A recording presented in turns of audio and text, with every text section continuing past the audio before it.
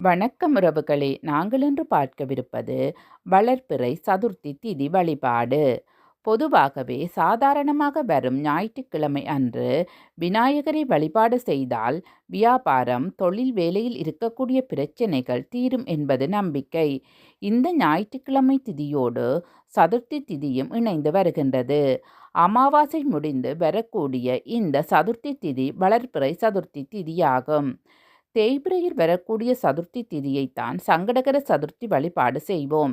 சரி, நாளைய தினம் வரவிருக்கும் ஞாயிற்றுக்கிழமை சதுர்த்தி திதியில் விநாயகரை எப்படி வழிபாடு செய்தால் செல்வ வளத்தில் உயர்ந்த நிலைக்கு செல்லலாம், வேலையில் இருக்கும் பிரச்சனைகளை சரியாக, வியாபாரத்தில் இருக்கும் தடைகள் விலக சொல்ல வேண்டிய மந்திரம் என்ன என்பது பற்றி இந்த பதிவில் பார்ப்போம்.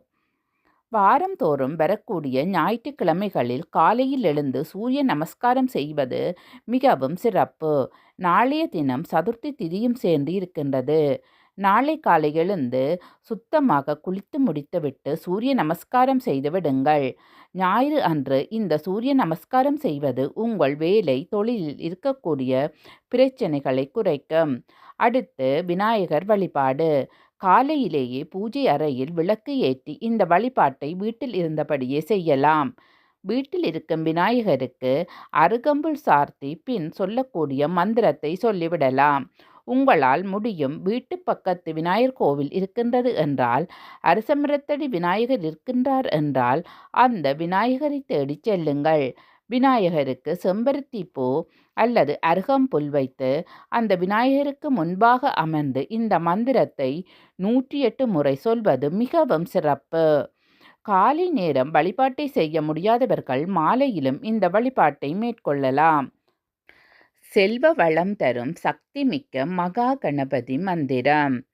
ஓம் ஸ்ரீம் க்ரீம் க்ளீம் க்ளௌம் கம் கணபதயே வரவரத சர்வஜனம் மே வசமானய ஸ்வாஹா. இந்த மந்திரம் எங்களுக்கு உச்சரிக்க வராது, எங்களுக்கு எழுத படிக்க தெரியாது, இதை உச்சரிப்பதில் சிரமம் இருப்பவர்கள் ஓம் மகா செல்வ கணபதியே நமக என்ற இந்த மந்திரத்தை 108 முறை சொன்னாலும் நிச்சயம் உங்கள் பணப்பிரச்சனைகள் தீரும், வருமானத்தில் இருக்கும் தடைகள் விலகும், வியாபாரத்தில் நல்ல லாபம் கிடைக்கும். விநாயகருக்கு அருகம்புல்லால் அர்ச்சனை செய்து கொண்டே இந்த மந்திரத்தை சொல்லுங்கள். விநாயகர் மனம் குளிர்ந்து நீங்கள் கேட்ட வரங்களை எல்லாம் வாரி வாரி கொடுத்து விடுவார். எதுவுமே இல்லை என்றாலும் ஒரு சிறு மஞ்சள் பிள்ளையாரை பிடித்து வைத்து இந்த மந்திரத்தை சொல்பவர்களுக்கும் நீங்கள் வேண்டிய வரங்கள் நிறைவோடு கிடைக்கும். விநாயகருக்கு உகந்த தீபம் என்றால் அது தேங்காய் எண்ணெய் தீபம்தான். 2 மண் அகல் விளக்குகளில் தேங்காய் எண்ணெயை ஊற்றி தீபம் ஏற்றி இந்த வழிபாட்டை மேற்கொள்ளுங்கள். எந்த ஒரு நல்ல காரியம் விரைவில் நடக்க வேண்டும் என்றாலும் அந்த நல்லதை நடத்தி காட்டக்கூடிய சக்தி அன்னதானத்திற்கு இருக்கின்றது. அரச மரத்தடி விநாயகர் கோவிலுக்கு சென்றால் அந்த அரச மரத்தை சுற்றி கொஞ்சம் அரிசி மாவு, வெல்லத்தை தூவிவிட்டு வாருங்கள். உங்களால் முடிந்தால் 2 பேருக்கும் நாளைய தினம் அன்னதானமும் செய்யலாம். நல்லதே நடக்கும்.